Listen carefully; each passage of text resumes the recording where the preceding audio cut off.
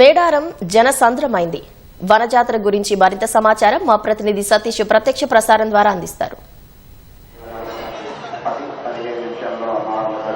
భక్తులంతా ఎప్పుడెప్పుడా అని ఎదురు చూస్తున్నటువంటి వనదేవతల ప్రతిష్టాత్మక ఈ మహా జాతరకు సంబంధించి భక్తులంతా ఎంతో ఆసక్తిగా ఎదురు చూస్తున్నారు. కన్నెపల్లి నుంచి సారలమ్మ మరి కాసేపట్లో గద్దెల మీదకి రాబోతుంది. దీనికి సంబంధించినటువంటి ఏర్పాట్లన్నీ కూడా యంత్రాంగం పూర్తి చేస్తుంది. కన్నెపల్లిలో సారలమ్మకు సంబంధించినటువంటి ఆ వంశీయులు ఎవరైతే ఉన్నారో వారంతా కూడా అక్కడ ఏర్పాట్లు చేస్తున్నారు. అక్కడి నుంచి ఎంతో అంగరంగ వైభవంగా ఆదివాసీల సంస్కృతికి అద్దం పట్టేలా అక్కడ ఉన్నటువంటి కుటుంబ సభ్యులంతా కూడా కన్నెపల్లిలో ఉన్నటువంటి గ్రామాల జనాల ప్రతి ఊరు మధ్య ఎంతో వైభవంగా సారలమ్మ గద్దెకు చేరకపోతుంది. దీనికి సంబంధించి ప్రస్తుతం మేడారంలో ఉన్నటువంటి గద్దెల వద్ద ఒక సందడి వాతావరణం నెలకొంది.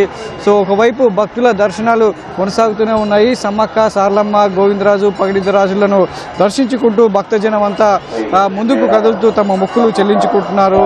సో మరోవైపు ఈ సమ్మక్క, సారలమ్మ, గోవిందరాజు, పగిడిద్దరాజుల ఆగమనానికి సంబంధించి కూడా ఇటు అన్ని శాఖల అధికారులు పూర్తిగా ఏర్పాట్లు చేయడం జరిగింది. ఈరోజు ప్రారంభమైనటువంటి మహాజాతరకు సంబంధించి ఈరోజు సారలమ్మ గద్దె ప్రతిష్టాపన జరగబోతుంది. దీనికి సంబంధించి అన్ని కూడా మధ్యాహ్నమే అన్ని ఏర్పాట్లు చేశారు. ఇప్పుడు భక్తులు ఎవరు కూడా అంటే తమ బంగారానికి సమర్పించేటువంటి సందర్భంలో గద్దెల వద్ద సారలమ్మ గద్దె వద్ద ఎలాంటి ఇబ్బంది లేకుండా ఇటు పోలీస్ శాఖ కావచ్చు, ఇటు ఆలయానికి సంబంధించినటువంటి ఇటు గిరిజన సాంప్రదాయం ప్రకారం, ఆదివాసీ సాంప్రదాయం ప్రకారం వాళ్ళంతా కూడా అన్ని ఏర్పాట్లు చేయడం జరిగింది.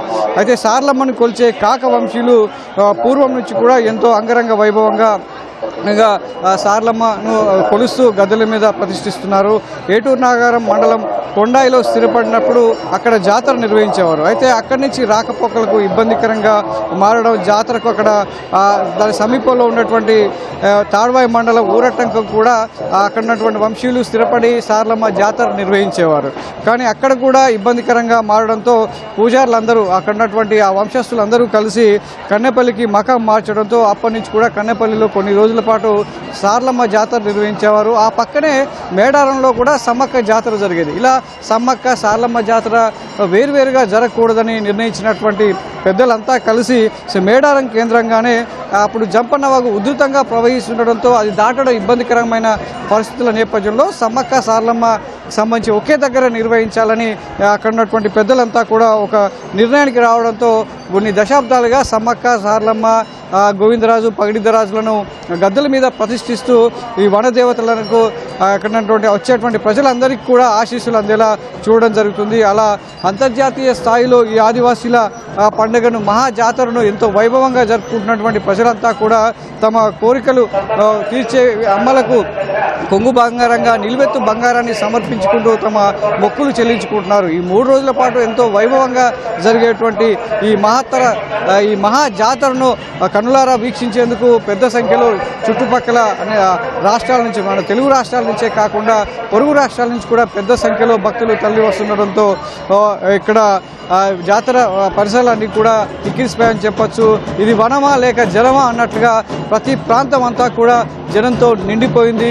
అయితే ఈసారి ప్రభుత్వం శాశ్వతంగా నిర్మాణాలు ఎప్పుడూ లేని విధంగా ఈ మహాజాతరకు సంబంధించి మేడారం సమ్మక్క, సారలమ్మ గద్దెల ప్రతిష్టాపన కావచ్చు, నిర్మాణం అంతా కూడా శాశ్వత నిర్మాణం చేయడంతో భక్తులు ఎంతో ఆనందోత్సవాల మధ్య ఎలాంటి ఇబ్బంది లేకుండా తమ మొక్కులు చెల్లించుకుంటూ మళ్ళీ వస్తాం సమ్మక్క, సారలమ్మ అంటూ ముందుకు కదులుతున్నారు. పిల్లా జిల్లాతో నిలువెత్తు బంగారాన్ని నెత్తి మీద పెట్టుకుని తమ మొక్కులు చెల్లించుకున్నటువంటి భక్తులంతా ఎంతో ఉత్సాహంగా ఉన్నారు. మరికొంతమంది సమ్మక్క, సారలమ్మ గద్దె ప్రతిష్టాపన జరిగిన తర్వాతే దర్శించుకుందామని చాలామంది సుదూర ప్రాంతాల నుంచి వచ్చిన వారంతా 2 రోజులుగా మకాం వేసుకొని ఇక్కడే వంటలు చేసుకుంటూ, కంకమణాల్లో వంటలు చేసుకుంటూ, విందులు ఆరగిస్తూ అమ్మలు ఎప్పుడు గద్దెను ప్రతిష్ఠిస్తారా, గద్దెల మీద కొలువు తీరుతారని కూడా ఎదురు చూస్తున్నారు. వారంతా కూడా సమ్మక్క, సారలమ్మ గద్దెలు ప్రతిష్టాపన జరిగిన తర్వాత వచ్చి దర్శనం చేసుకుందామనే భక్తుల సంఖ్య ఇంకా లక్షల్లోనే ఉంటుందని చెప్పొచ్చు. దీంతో అధికార యంత్రాంగం అంతా భక్తులకు ఇబ్బంది లేకుండా చూసుకున్నారు. అయితే